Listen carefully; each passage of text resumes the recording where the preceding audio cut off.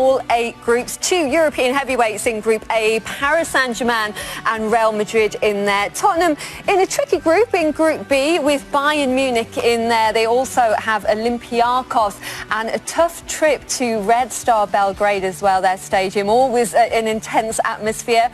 It's a good group for Man City there with Shakhtar Donetsk, Dinamo Zagreb and Atalanta, who are Champions League debutants. City, though, drawn with Shakhtar 3 seasons running now. And you've got Juve and Atletico paired together in Group D.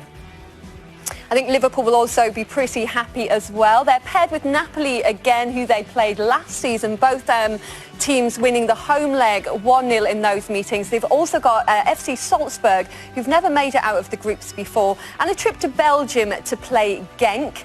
In Group F, Barca are in there, Dortmund, Inter and Slavia Prague. That one looking like a very tricky group. And Group H, Chelsea, I think Frank Lampard will be rather happy with that draw. They've got last season's semi-finalist Ajax in there, but also Valencia and Lille. So plenty to discuss. We'll get the thoughts of Michael, Glenn and Jermaine very shortly and dissect all of that, plus get more reaction from in their group games. Group F looks a cracker with Barcelona, Dortmund and Inter in there. And Chelsea, I think, will also be quite pleased with Ajax, Valencia and Lille. Michael, Owen, Glenn Hoddle and Jermaine Genus watching all of that unfold in the studio. Michael, your initial reaction, do you think all the English sides can be fairly pleased? Fairly. Definitely Liverpool and definitely Manchester City. I think Chelsea's is a group where you could give everybody a chance. I think it's a very, very equal group, that one. Of course, Tottenham have got Bayern Munich, which is the standout team. They've also got a tricky trip to Greece. But in general, I think, you know, English teams will be reasonably happy. And I still fancy all 4 to go through. How do you feel about that Tottenham draw, Glenn? Yeah, I think they're going to have to perform away from home in that group really well. You know, you hope they take home advantage, of course, but Olympiacos and Red Star away, and obviously Bayern Munich will be tough, but those away games are going to be really tough for Tottenham, and they've really got to perform. But I'm optimistic, like Michael. I think all 4 teams can get through to the last 16. Yeah, they've got a couple of intense trips in there, Tottenham, as well, haven't they, in terms of the atmosphere with Bayern and Red Star. Red Star Belgrade beating Liverpool in the group stage at home last season as well. Always a tricky place to go and play football, essentially. I think the way I see it now, though, you know, Tottenham have no excuses with them. They've been a part of the competition now for a good couple of years. They know that they can be fierce games going to Olympiacos and Red Star, but I still fancy them to go through. You know, for me personally, I think Group H is a really interesting group, Chelsea's group. I think it's probably the most evenly matched group I think I've ever seen in the Champions League. You know, Chelsea in transition, good Ajax team, Valencia coming back last year, obviously, in the Liga, and Lille, you know, are always kind of a good young side. So I think, you know, that's going to be an interesting group for Frank Lampard. But Frank should look at that and feel pretty confident of getting out of that group. Well, I can't pick who's going to go through. It's one of those, it's like a free-for-all, I think, in that particular group. He'll feel a favourite, definitely, don't get me wrong, but I do, you know, there's some surprise packages, I think, you know, within there, some good games. What about Liverpool's group then, Michael? As you said, they'll be very pleased in there. They do have Napoli in there again. The home leg was won by the home side 1-0 last season. Nothing really to trouble them there. You'd expect them to top that group? Yeah, definitely. I think they'll be delighted with it. I think the countries that they're flying to are good ones in terms of getting there, the distance they'll have to travel. This was a funny game last season. Liverpool played totally the opposite to how they normally play. Sat back and almost tried to play for the draw and got done in the last minute or so. And then the pressure was... but when the pressure's on at Anfield, we all know the result. But no, it was 2 very good games, but of course you've got a little bit of, you know, time to manoeuvre, to have a little bit of an average result or 2 in the group stage, and I think with what they've got, even a mistake or 2 against Napoli, I still fancy them to progress. Of course, Carlo Ancelotti leading Napoli certainly knows his way around the Champions League, won it 3 times, but have they really got enough in that squad to trouble the best in Europe? No, I don't think they have. They certainly, I don't think, will trouble Liverpool. I really think they're going to be too powerful, too confident, after, you know, they're champions after all. And they've got that 12th man, as we've been talking about Anfield, if they do come unstuck at any stage, you know, going back to Anfield is obviously a massive plus for them. So I can only see Liverpool winning that group. I really can. They do need to improve their away form in the competition this season. They didn't win any of the away group games last season, relied completely on that Anfield atmosphere. If they want to make it more comfortable, yes, but I'm not that concerned about it, to be honest with you, because what they do at Anfield is they win games, and they win when it matters, no matter how, whether they need 3, 4 or 5 goals, you're always confident they're going to go and do it.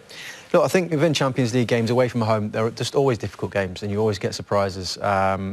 And you have the odd one that, you know, like last year, Liverpool had a couple with City, but essentially with Liverpool, I'm never that worried that they're not going to get through their group. Jurgen Klopp wants to create that mentality of winning trophies now. He says he wants the players to stay greedy now they've won that Champions League. That Super Cup win in Istanbul will have certainly helped. I think it's easier once you win one. I think, you know, the fear of losing, the fear of teams being better than you after that is a bigger driver than actually getting over the hurdle of winning your first one. The first one's a big one to win. Of course, they've gone and won the Super Cup as well now. So 2 trophies in the blink of an eye. And you know, with the way they're playing, the way Liverpool have started the season as well, the way the draw has gone, you can only see Liverpool picking up more and more trophies in the future years. And that carrot of the final being in Istanbul as well. Yeah, lucky omen, of course. Virgil van Dijk mentioned winning the Super Cup there, but I think if you mention Istanbul to Liverpool fans, their thoughts will immediately go to the unbelievable comeback against AC Milan. So yeah, it's been a great place for Liverpool over the years. What are your thoughts then on Man City's group, Glenn? They'll be very happy, I'm sure. They've got a couple of intense atmospheres as well to head to in their group with Shakhtar and Atalanta as well. It's a feisty place to go. Well, it is, but you've got to say Man City will come out of that group, and they should come out as winners as well. It's not like they've got another one in there that you go, wow, that's going to be a hell of a game, heavyweights. They should be too powerful for their 3 opponents, and it's about winning your group, don't forget, as well, which is important. So, yeah, I think that's a really good group for me, in the sense that possibly if you've got some heavyweights in there, you might have to think about playing it, but he might be able to tinker with his league games, with the Premier League games leading up to that. So you haven't got to play yet. I don't think City have got to play their absolute best 11 in that group. It's going to help him fighting on the 2 fronts. Yeah, with the squad that he's got as well, I think that's going to be very helpful for him. Oh, 4. We are confident. We are Juventus, and we're looking forward to do it, to start well the Champions League. And as you know, it is a difficult competition to win, but we are very confident for this year. What would it mean to you to take the Champions League trophy to Juventus? You arrived there last season and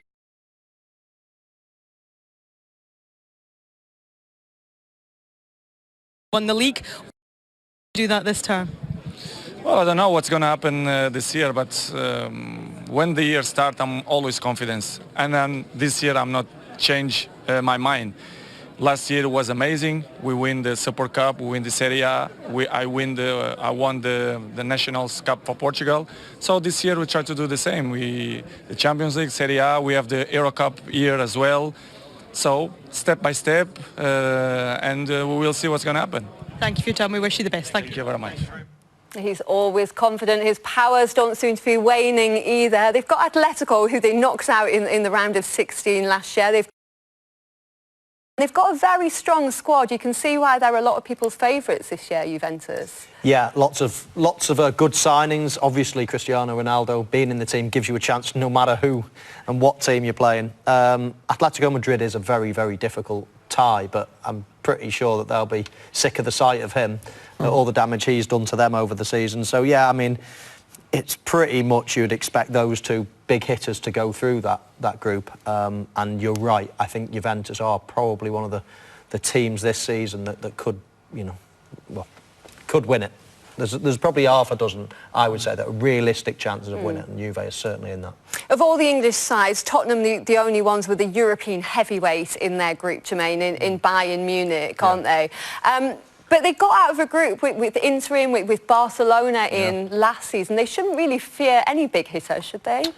Oh, well, look, I mean, I think some people would class Inter as a football club as a big hitter, but I think if they caught Inter Milan in a time where they're in transition themselves. They're a lot stronger this year, Inter, than they were last year. And you know, it's similar for Bayern Munich. You know, they've lost, obviously, Robin, they've lost Ribery. I know they've brought in Coutinho and the window's still open, but this is not a Bayern Munich of 3-4 years ago. They're in transition, aren't they? Very much so, you know, it's a very tough place to go. You know, there was talks, you know, about 2-3 weeks ago of Lewandowski not entirely happy with the fact that they hadn't done enough business to strengthen them as a European force.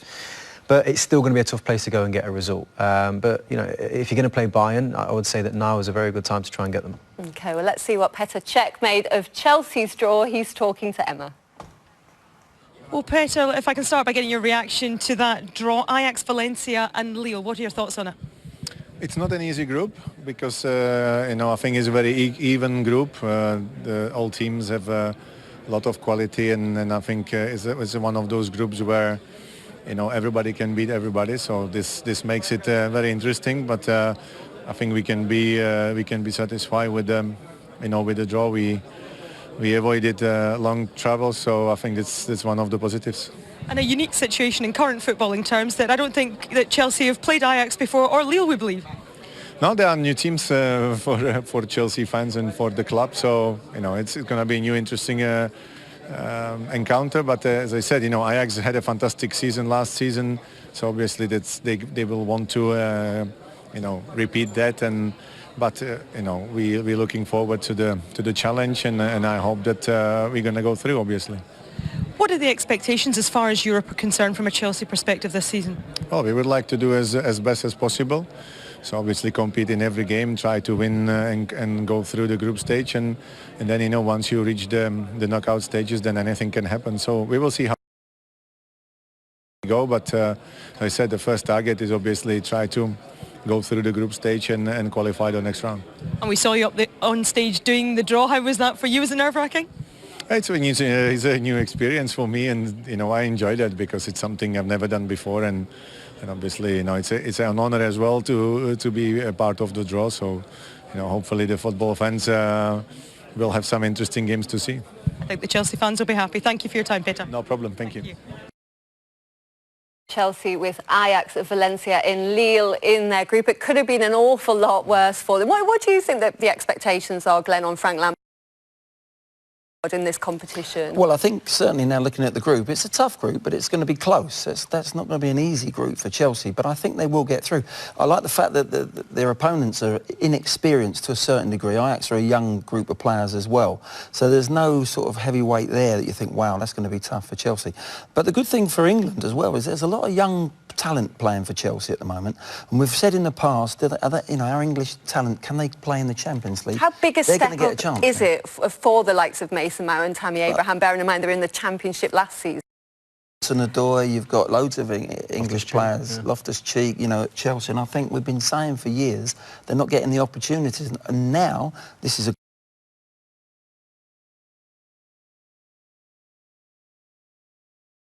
great opportunity for them to actually play in the Champions